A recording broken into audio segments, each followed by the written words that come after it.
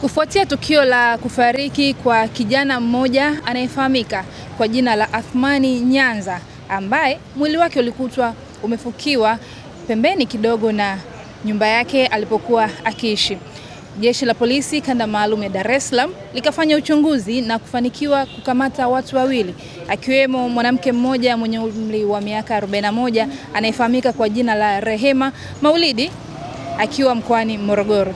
Jeshi la Polisi limefanikiwa kukamata watu hao, lakini mtu mmoja ameweza kuhifadhiwa jina lake kwa sababu za kiusalama, na uchunguzi utakapokamilika basi watu hawa wataweza kufikishwa katika vyombo vinavyofuata kwa ajili ya taratibu za kisheria.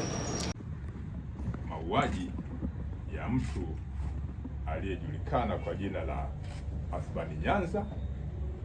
Mauaji hayo yalitokea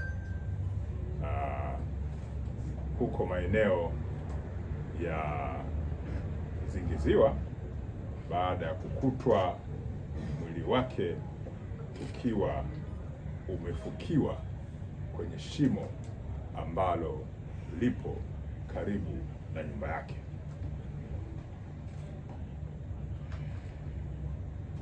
Polisi Dar es Salaam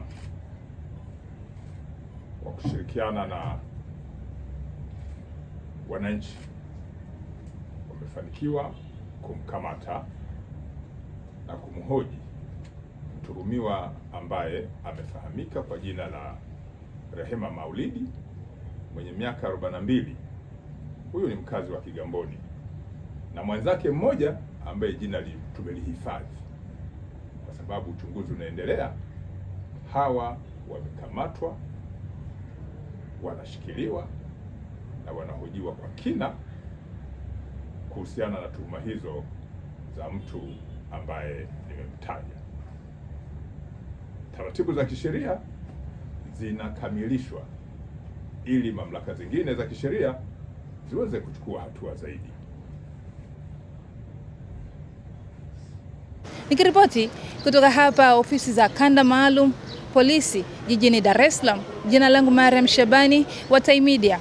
Usisahau kutufollow, kulike, kushare kwenye mitandao yetu ya kijamii kwa jina la Tai Media Tanzania.